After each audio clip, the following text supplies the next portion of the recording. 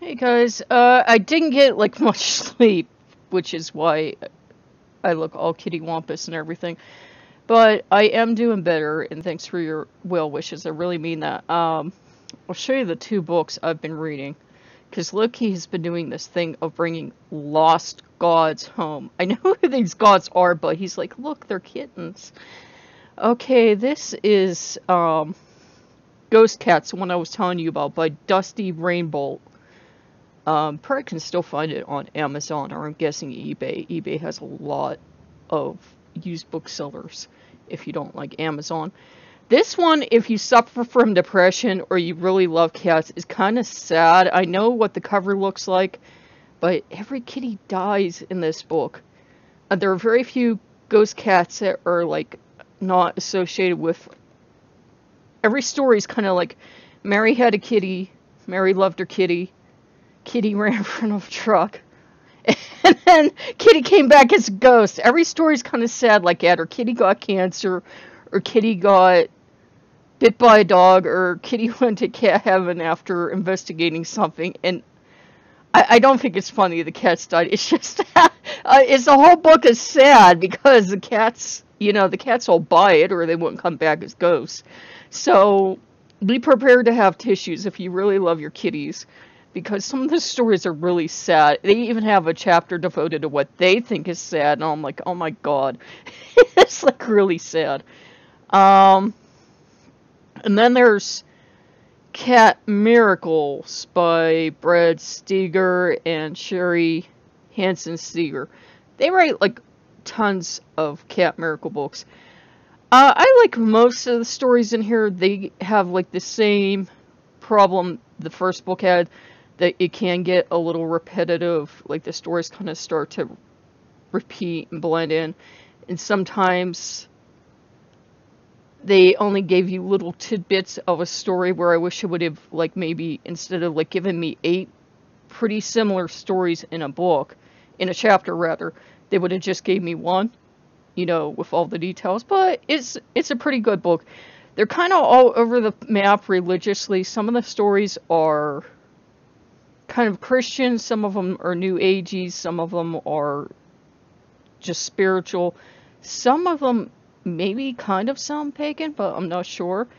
I really don't care what an author's religion is, as long as it like doesn't become really preachy, and this doesn't become too preachy. In fact, there's a story about my favorite one is about a church cat,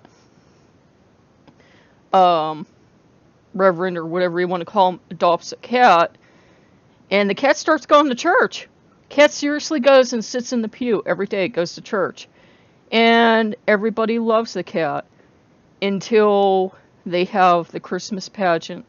And then the cat, since the daughter of the reverend would practice her lines for the pageant every time she fed the cat, they reckon that that's what the cat registered it with. Well, when she, as Mary, did her lines, the cat ran from where the cat had been sitting with the other, there had been like cardboard cutouts of animals, ran and jumped into the manger and poked her little head out and meowed. Now the kids laughed, and some of the parishioners probably thought it was funny, but all of a sudden this reverend starts getting all these letters about how it's witchcraft, and a witch must have sent the cat, and it's idol worship, and Bastet and Freya and Sekhmet were drug in, and cats are evil, and blah blah blah, and the cat's an agent of Satan, and it did that to spoil the thing, and it ruined the sanctity of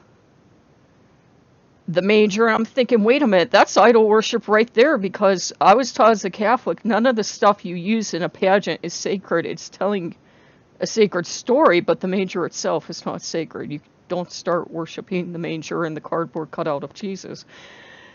Anyhow, he remembered a book he had about these stories, that there were a lot of collections of stories about Jesus that were gathered up around the time that they had, they were forming the Bible. And a lot of the stories, they figured, this doesn't show the Jesus we want to be shown. So they threw them out. They intentionally threw them out. And in a lot of these stories, he just told you little segments. He mentions a book if you want to look it up.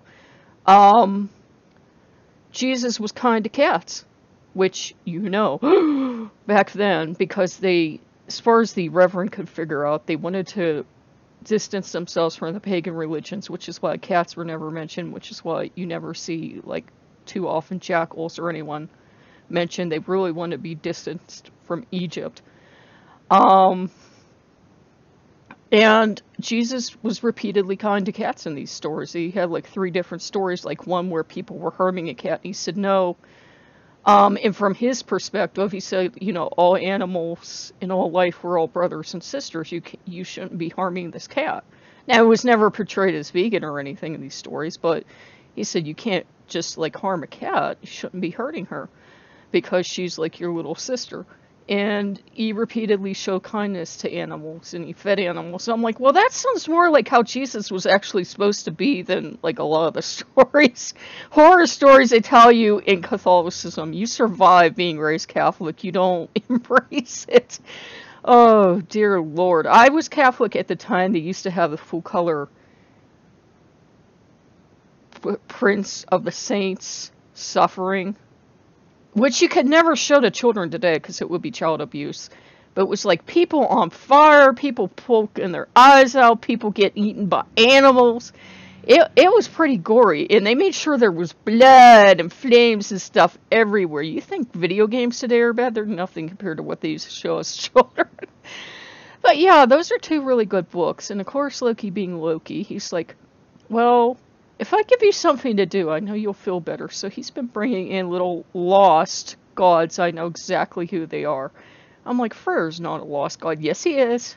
Look at him. He's sad. He's a little wet kitten that got lost out in the rain. I'm like, no, he didn't. He knows where he belongs. He's not lost. Yes, he is. So he's bringing a lot of lost gods in and making sure they have a home, which is very sweet of him, and he knows it gives me something to do, and it makes me feel better. But yeah, he's been trying the lost god thing on me. Look, they're like little lost kittens. You wouldn't let a little lost kitten be lost, would you? And I'm like, Loki, they're not lost. I knew who they are. They're lost. So now we have all wandering around somewhere and a couple other ones, and we have Freyr, and like, I talk to these gods on occasion, but he's like dragging them all in now. And he's like, you have to have them in the house. They're lost. Okay. But I'm doing better. I've got my days and nights mixed up. I tried to sleep last night, and I got like a little tiny grain of sleep. And got a little tiny grain of sleep this morning. I used to do this as a child. I think because my eyesight's so bad, I have what they say blind people get, and they have like a fancy name for it. But basically, you're up all night, you sleep all day. And it's nothing to do with the depression. It's just, I think, with the very extremely limited eyesight I have, I think it kicks that in. Because it was always natural for me as a child, too. But yeah, I'm doing better, and those are 2 really good books. The one on the gods, the one I showed you, there were stories in it I like because they kind of make you like and think about some of the gods. I didn't think Thor got off too badly, and in fact, I think Thor was a lot smarter than people were giving him credit for. Thor is just honest and straightforward, and he will tell you like it is. And he's laid back, and he doesn't have to be the smartest guy in the room. If you want to think he's stupid, he will encourage that belief, because that'll just help him. You wouldn't have the god of stupid as the protector of mankind. And it was interesting because it was the first time I saw Odin shown to have compassion when he was dealing with the children of Loki. I just really did not like the whole Loki is Dick Dastardly doing this with his mustache thing. That was like way over the top, and it's like, I know where he's coming from. He's coming from this Christian understanding of if there's good, there has to be evil. And I'm like, no, have you never heard the song? It's my favorite song, and I just liked it so you guys can see. It's called God Is Not a White Man. I know that sounds terrible, but it's a really cool song because it talks about God being love, and God's not owned by religion, and God's not owned by the Republicans, and God's not owned by anyone. And like God is just love, and that's all God is. And I'm like, that's the God you should be seeing as a whatever fill in the blank. Um, he seems to be seeing the fire and brimstone God we were taught about in church, which thankfully does not exist. Shh, don't tell them, but he doesn't exist. And yeah. And there's also, if you are Christian, there's a book I have, I think it's called, there's one called The Red Bird Cafe that's good, and there's one called, I think it's called The Cabin, or is it called The Meeting? I'll have to look through my books. I read everything. I read about everything. I'm open. As long as you don't hit me with it, I'm open. So, if you guys like what you see, like, comment, and subscribe, and yeah, Loki is helping off a lot. I'm gonna go try to read and, like, try to chill out and get some rest. I'm, like, resting 5 hours a day now. That's not too good, but I'm gonna go try to get some sleep. So, I will see you guys later. Bye-bye.